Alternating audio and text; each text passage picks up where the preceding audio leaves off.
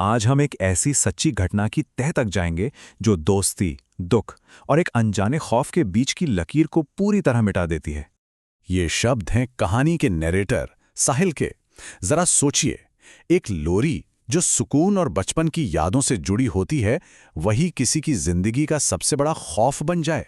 आखिर ऐसा हुआ क्या कि एक मीठी सी धुन एक भयानक सपने में बदल गई? चलिए इसी सवाल के साथ इस कहानी में गहरे उतरते हैं। तो कहानी की शुरुआत होती है चार दोस्तों के एक रोड ट्रिप से। उनकी मंजिल थी मनाली, पर यह कोई मजे के लिए की गई छुट्टी नहीं थी। ये असल में एक कोशिश थी, एक दोस्त को उसके बहुत गहरे सदमे से बाहर निकालने की। तो ये हैं इस कहानी के चार किरदार। साहिल, जो हमें ये कहानी सुना रहा है, अरुण, जो गाड़ी चला रहा था, चिराग और सबसे जरूरी समय। समय जिसने हाल ही में अपने छोटे भाई को खोया था और वो गहरे दुख में था। ये ट्रिप असल में उसी के लिए थी, लेकिन उसका यही दुख उसे सबसे ज्यादा कमजोर बना देता है, और यही कमजोरी इस कहानी का टर्निंग पॉइंट बनने वाली थी। सब कुछ ठीक ठाक चल रहा था, लेकिन फिर उन्होंने रोहतांग पास जाने का फैसला किया, और बस यहीं पर उन्हें वो चेतावनी मिली जिसे नजरअंदाज करना उनकी सबसे बड़ी गलती साबित हुई। अब जरा इस पर ध्यान दीजिए। रोहतांग का मतलब ही है लाशों का ढेर। ये सिर्फ एक नाम नहीं है, ये उस जगह के पूरे माहौल को, उसकी पूरी वाइब को बयां करता है। अनजाने में ही ये नाम उन दोस्तों के दिमाग में डर का एक बीज बो देता है, जो आगे चलकर खौफ का एक बहुत बड़ा पेड़ बनने वाला था। होटल के रिसेप्शनिस्ट ने उन्हें साफ साफ चेताया था, जैसा कि इस कोट में दिख रहा है, सर 6 बजे से पहले लौट आना, यहां एक मायावी साया घूमता है। अब देखिए, शहर से आए इन लड़कों के लिए ये एक मजाक था, एक लोकल कहानी। उन्होंने इस बात को हंसकर टाल दिया, ये सोचे बिना कि कभी कभी हर कहानी के पीछे कोई ना कोई सच्चाई छिपी होती है। वापसी पर घना कोहरा और अंधेरा छा गया, और उसी अंधेरे में वो एक ऐसे लूप में दाखिल हुए जो सिर्फ रास्ता नहीं, बल्कि वक्त और हकीकत दोनों को तोड़ मरोड़ रहा था। इस टाइमलाइन पर जरा गौर कीजिए।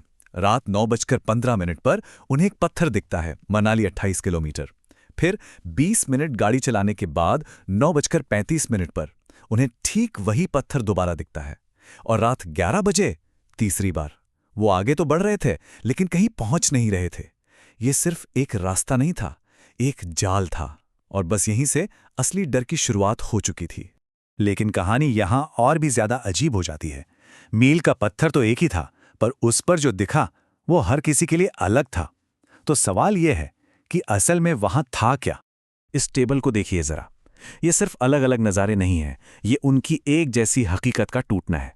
साहिल को एक आदमी दिखा, चिराग को एक बच्ची और अरुण को एक घोड़ा। तीनों की सच्चाई एक ही पल में अलग हो गई। लेकिन सबसे डराने वाली बात थी समय की खामोशी। उसने कुछ नहीं कहा। क्या उससे कुछ दिखा नहीं था, या फिर उसे वो दिखा जो बाकी कोई देख ही नहीं सकता था? और समय का बर्ताव लगातार अजीब होता जा रहा था। वो बस एक ही रट लगाए हुए था, किसी को मदद चाहिए, हमें रुकना चाहिए। ये शब्द सिर्फ हमदर्दी नहीं थे, ये इस बात का इशारा था कि वो किसी ऐसी चीज से जुड़ रहा था जो बाकी दोस्तों की समझ से बिल्कुल परे थी, जैसे उसे कोई खास तौर पे पुकार रहा हो। अब कहानी अपने सबसे डरावने मोड़ पर पहुंचती है। टाइम लूप का वो भ्रम खत्म होता है, और उनका सामना सीधे सीधे उस साए से होता है। इस कंपैरिजन को देखिए। एक तरफ 40 किलोमीटर प्रति घंटे की रफ्तार से भागती कार, और दूसरी तरफ एक लड़का जो भाग नहीं रहा, बस चल रहा है आराम से। ये फिजिक्स के हर नियम के खिलाफ था।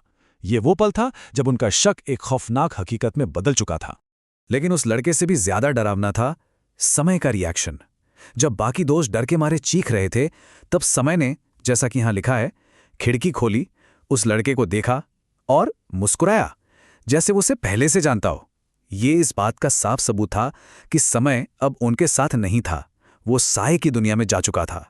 जैसे तैसे वो लोग होटल के कमरे तक पहुंचे। उन्हें लगा चलो बुरा सपना खत्म हो गया, लेकिन वो गलत थे। असली खौफ तो अब शुरू होने वाला था। वो साया सड़क पर नहीं छूटा था, वो समय के साथ उनके कमरे में आ चुका था। रात के 3:30 बजे, जिसे डेविल्स आवर भी कहते हैं, साहिल की नींद एक धीमी मीठी सी आवाज से खुलती है, एक लोरी। और फिर वो जो मंजर देखता है, वो किसी की भी रूह कपाने के लिए काफी है।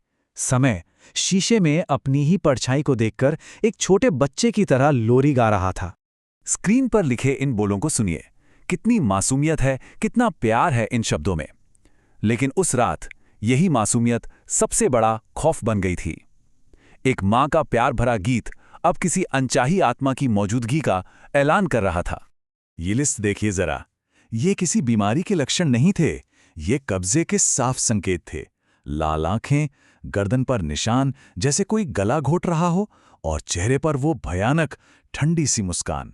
इन सब ने एक बात साफ कर दी थी, जो उनके सामने खड़ा था वो उनका दोस्त समय नहीं था, उसके शरीर में कोई और था। और जब दोस्त डर के मारे कमरे से भागे, तब उस चीज ने समय के मुंह से एक बच्चे की आवाज में वो सवाल पूछा जो इस कहानी का सबसे खौफनाक पल है। अगर मैं तुम्हारी खिड़की पर दस्तक दूं तो क्या तुम मदद करोगे? ये वही मदद थी जिसका जिक्र वो सड़क पर कर रहा था। अब उसका असली मतलब साफ हो गया था। अगली सुबह घबराए हुए दोस्त उसे एक स्थानीय पंडित के पास ले गए। यहाँ देखिए, इस पूरी प्रक्रिया के 3 चरण थे। पहला, निदान। पंडित ने फौरन पहचान लिया कि ये एक आत्मा है जो समय के मरे हुए भाई का रूप लेकर उसकी कमजोरी का फायदा उठा रही है। दूसरा, अनुष्ठान। नजर उतारने और झाड़ फूक की रस्में शुरू हुईं। और तीसरा, शुद्धि। पूजा के बाद समय ने एक अजीब काला तरल पदार्थ उल्टी किया, जैसे उसके अंदर की सारी नेगेटिविटी बाहर आ गई हो। आज समय पूरी तरह से ठीक है, अपनी नॉर्मल जिंदगी जी रहा है, और जानते हैं, उसे उस रात का कुछ भी याद नहीं। लेकिन साहिल, जो इस पूरी घटना का गवाह है, वो आज भी उस लोरी की धुन से कांप जाता है। ये हमें बताता है कि शायद जिस्म के घाव तो भर जाते हैं, लेकिन दिमाग पर लगे जख्म हमेशा ताज़ा रहते हैं। तो आखिर में सवाल यही बचता है, ये सब क्या था? क्या ये वाकई में एक अलौकिक हमला था, किसी भटकती आत्मा का काम, या फिर ये एक शेयर्ड साइकोसिस था, यानी एक गहरा मनोवैज्ञानिक भ्रम जो दुख और डर के माहौल में एक इंसान से दूसरे में फैल गया?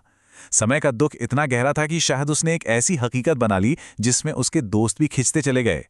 विज्ञान और विश्वास के बीच की ये लकीर बहुत धुंधली है, और इसका जवाब शायद कभी नहीं मिलेगा।